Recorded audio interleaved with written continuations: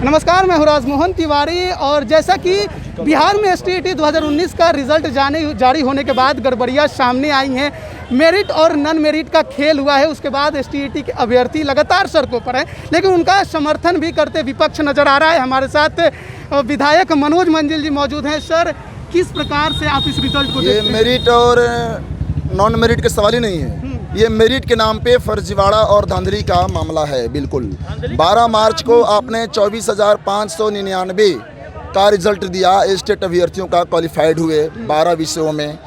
फिर आप 21 जून को 3 विषय में साइंस, उर्दू और संस्कृत में रिजल्ट दिया, जिसमें 6,077 क्वालिफाइड हुए। इस तरह से 30,675 स्टेट अभ्यर्थी क्वालिफाइड हुए और आपने बहाली निकाली थी 37,335 सीटों के लिए।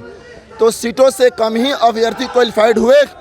और आपने 16 मार्च को जब विधानसभा में मैंने सवाल उठाया था, तो शिक्षा मंत्री श्री विजय कुमार चौधरी ने कहा था कि हम रिजल्ट प्रकाशित करेंगे और रिजल्ट प्रकाशित करते ही नियुक्ति पत्र देंगे, ज्वाइनिंग कराएंगे।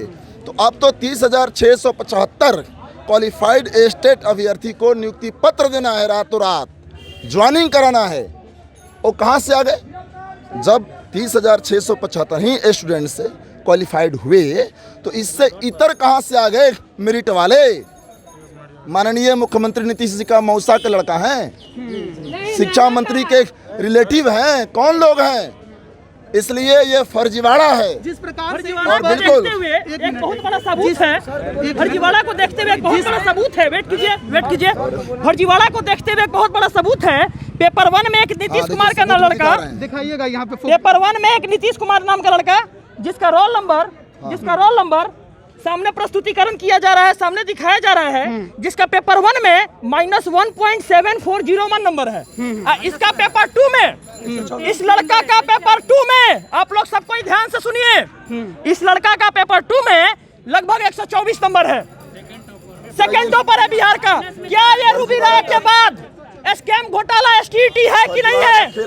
मैं बड़े फर्जीवाड़ा की, क्या इस बहाली को एक बड़े फर्जीवाड़ा की और संकेत है एसटीईटी 2019 का रिजल्ट। लेकिन जो बात रिजल्ट आने के बाद शिक्षा मंत्री जी कह रहे हैं कि कमेटी गठित कर दी गई है, इस पर बातचीत चल रही है, तो क्या इसका किस प्रकार? ये तो इसको लटका करके रखने की साजिश है। प्राइमरी और मिडिल स्कूल के भी 94,700 क्वालिफाइड स्टूडेंट्स हैं जिनको ज्वाइनिंग कराना है। 11 साल से लटका कर रखे हैं 30,020 अभ्यर्थियों का, जो हाई स्कूल और +2 स्कूल के हैं। 11 साल से सारी प्रक्रिया पूरी कर ली गई है, केवल नियुक्ति पत्र देना है। तो बिहार में 4 लाख से ज़्यादा शिक्षकों के पद खाली पड़े हैं। बिहार का स्कूल बिना शिक्षक का चल रहा है, बिना पढ़ाई लिखाई का चल रहा है, कोई वहाँ किसी तरह की शिक्षा नहीं मिलती है। तो ये जो स्टेट अभ्यर्थी हैं, जो जेन्युइन हैं, जो क्वालिफाइड हैं, इन्होंने पढ़ा है। इनके पापा मम्मी खेती किसानी करके, मेहनत मजदूरी करके, दुख तकलीफ उठा करके और अपने बच्चों को पढ़ाए हैं। काफ़ी सपना उन्होंने देखा था कि हमारा बच्चा कम से कम, हमारी कई पीढ़ी बिना नौकरी की चली गई, चलो इस पीढ़ी में तो एक नौकरी मिलेगी। आज़ादी के 75 साल बाद, आज़ादी कितने दिनों बाद।